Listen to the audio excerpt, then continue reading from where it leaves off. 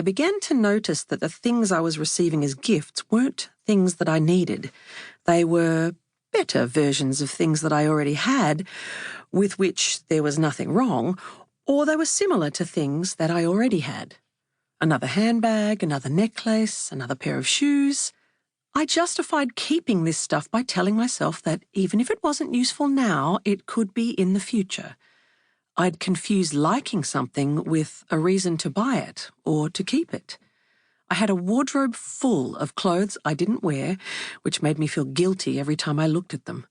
Yet I always felt like I had nothing to wear, which would spur me to buy even more, but this only led to more guilt. Embracing second-hand shopping made things worse. There were so many bargains that I seemed to accumulate more than ever before. When I moved to Australia from the UK, you'd assume I'd have got rid of everything. I did get rid of the really big stuff, most of the furniture I owned and stuff that couldn't be stored at my parents' house. But, you guessed it, the stuff that could be taken to my folks was packed into boxes and stored, just in case. In Australia, starting afresh, I was determined not to acquire unnecessary stuff. I deliberately chose a small flat.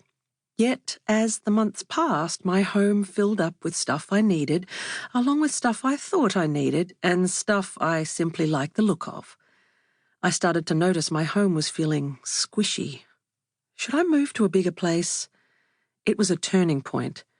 I didn't want to pay more rent just to store a bunch of things I rarely used. I didn't need more storage. I needed less stuff. That was when my journey really began. Bear in mind, I was somebody who had never really tried to declutter before. Plus, I was fixated on this idea of not wasting stuff. It was a recipe for disaster. The first time I decided to declutter, it was a complete disaster. I dedicated a long weekend to the process. For 3 days, I mostly sat in a chair dreaming of how I wanted my space to be decluttered already, yet I was very reluctant to find anything to get rid of.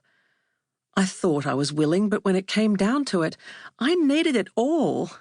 At the end of the long weekend, I had decluttered a single box of stuff.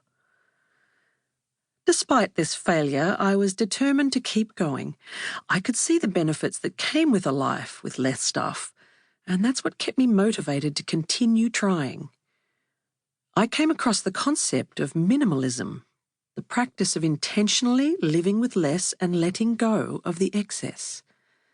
Some of the ideas minimalists were writing about struck a chord with me, but while they were big on the why, they were less clear on the how. I was sold on the benefits, and the after pictures were great, but how had these minimalists gotten there? What were the secrets? I was frustrated that other people seemed to find decluttering and letting go so easy when I found it so hard. I put it down to the fact that I cared about waste when they perhaps did not. Without a method or a template to follow, I started trying things my own way, setting myself challenges, trying different things or the same thing over and over.